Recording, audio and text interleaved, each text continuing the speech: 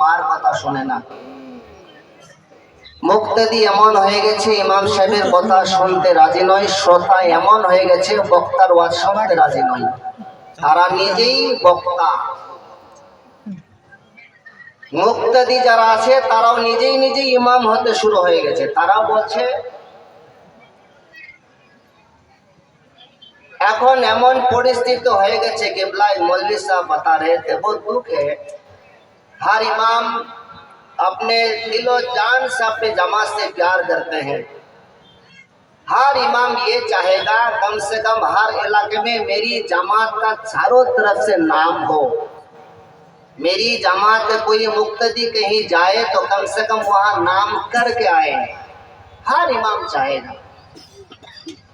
तो इमाम साहेब की करছেন জুমাই চেষ্টা করছেন নামাজি যেন বাড়ে, নামাজি যেন বাড়ে, নামাজি বাড়াচ্ছে।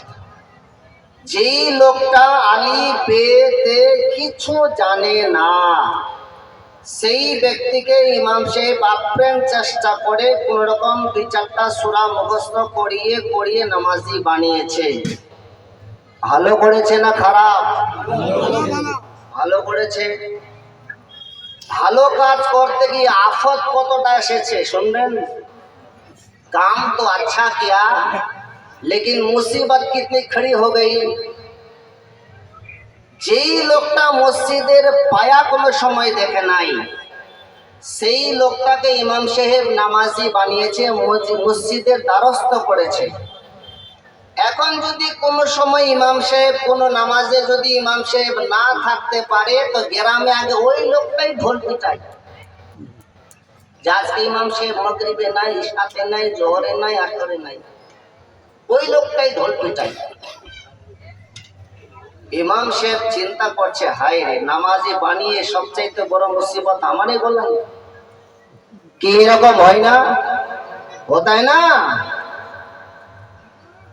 যাদের যেখানে জায়গা তারা শেখা ভাই দাদু কি হতো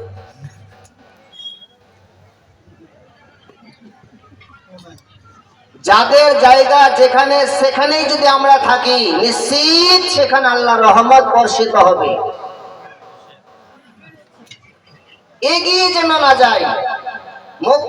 মুক্তাদির জায়গায় ইমাম, ইমার জায়গায় নেতা, নেতার জায়গায় দাতা, দাতার জায়গায় যারা যেখানেই থাকবে যেখানকার জায়গা সবাই দায়িত্ব হিসাবে যদি পালিত করে প্রত্যেক বাড়িতে আল্লাহ রহমত হবে। জোরে বলেন সুবহানাল্লাহ। ওলির দরবারে এসেছি, কি শিখলাম এখান থেকে? আমরা কি শিখলাম? আজকে ছেলেগুলোর চুল আপনার গোটা মাথা ঢাকা, সাইড দিয়ে হচ্ছে আপনার ফাঁকা, দেখতে লাগে একদম ঢাকা। নাই নাই নাই কিছু কিছু ছেলেগুলো এমন চুলের কাটিং করে হাইরে, আবার এখানে সাইডে আবার ডিজাইন করে, মনে করে আমি আমার চাইতে আর বড় কে, মনে করে আমি হইলাম এখানকার হানি সিং।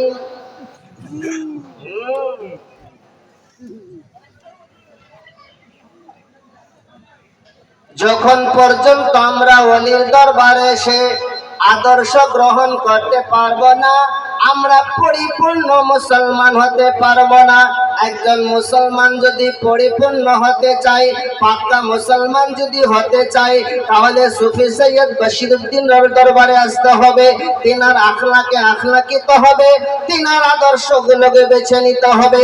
আমরা যখন একজন আলিমের আদর্শ বেছে নিব, তিনার আদর্শে যখন আদর্শিত হব, আমরা যখন রাস্তা দিয়ে চলে যাব সবাই বলবে ইনি কেউ যাচ্ছে না, ইনি সুফি বশিরউদ্দিন রহমার গোলাম রাস্তা দিয়ে চলে যাচ্ছে।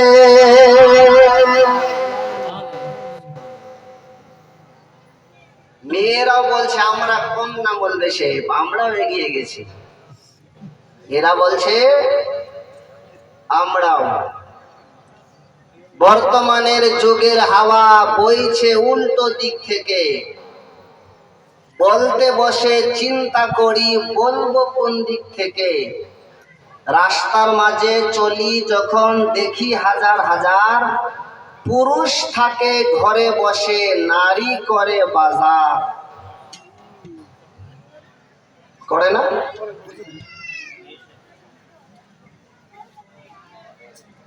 এরা আরেকটু এগিয়ে গেছে, এরা তার স্বামীকে বলছে, স্বামী আমি বিনোদ খান্না, আমি যাচ্ছি বই দেখতে, তুমি করো রান্না। স্বামীকে রান্না লাগাইছে এরা।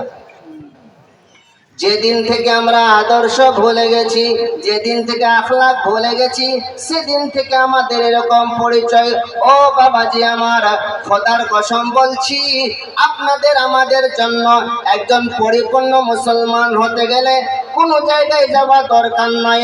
আল্লাহ রাব্বুল আলামিন পবিত্র কোরআনে বলছে, আমার বান্দারা তোমরা যদি পরিপূর্ণ জীবন গড়তে চাও, আমার নবীর আমি আদর্শ তোমাদের মধ্যে দিয়ে গেলাম। যারা আমার নবীর আদর্শে আদর্শিত হবে, তারা দুনিয়ার বুকে কামিয়াব হয়ে যাবে।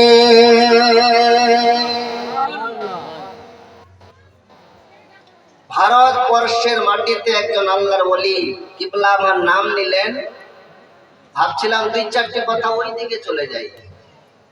এটা আপনারা ভাগ্যবান যে ডিমঠির মাটিতে হুজুর মুফতি আজম হিন্দ আলী আমার কদমে পাক পড়েছে না? কে মুফতি আজম, কে মুস্তাফা রাজা খান, কার কদম আপনার দরবারে পড়েছে, কত ভাগ্যবান। সেদিকে দুই চারটি ঝলক আপনাদের শোনাবো আজকে মনের মতো, তবে আপনি সময় দেন আমাকে, আগে গুছাই।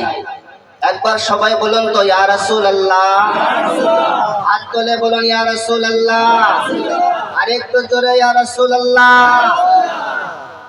নাত বাগের একটি ছন্দ পড়ে দিই, পড়বো পড়বো,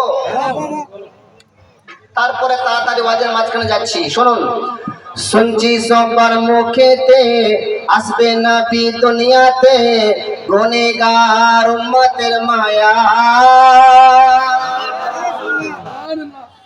ये पार्ट जो है, ये पार्ट बंद रहे, आप लोग चुप रहे। वो पार्ट जो है, अगर आप लोग बोलिए तो सुभान अल्लाह।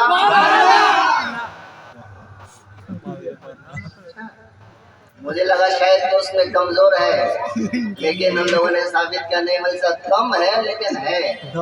अच्छा, आप लोग चुप रहिए तो बोलिए तो आप लोग, अरे जोर से बोलिए ना भाई। वो पार्ट मजबूत है, नकीब साहब के नाम पे उस पार्ट को छोड़ देते हैं। ওই পার্টটা যেটা আছে আমাদের নকিব সাহেব, ওনাকে দিয়ে দিলাম। এটা যেহেতু উইক আছে, দুর্বল আছে, এই পার্টটা আমি নিয়ে নিলাম, ঠিক আছে? আপনারা আমার, ওটা হচ্ছে হুজুরের। এবার দেখা যাক কোনটা পাঠ কত স্ট্রং, পরীক্ষা হবে। আপনার ঠিক আছেন তো? প্রস্তুত আছেন? আপনারা প্রস্তুত আছেন? মান সম্মানের ব্যাপার, শিলিগুড়ি থেকে এসেছি দার্জিলিং, মনে রাখেন। একবার বলেন তো আপনারা সুবহানাল্লাহ। এবার আপনারা বলেন তো সুবহানাল্লাহ। পুরা মাজমা বলেন সুবহানাল্লাহ। শুনছি সবার মুখেতে আসবে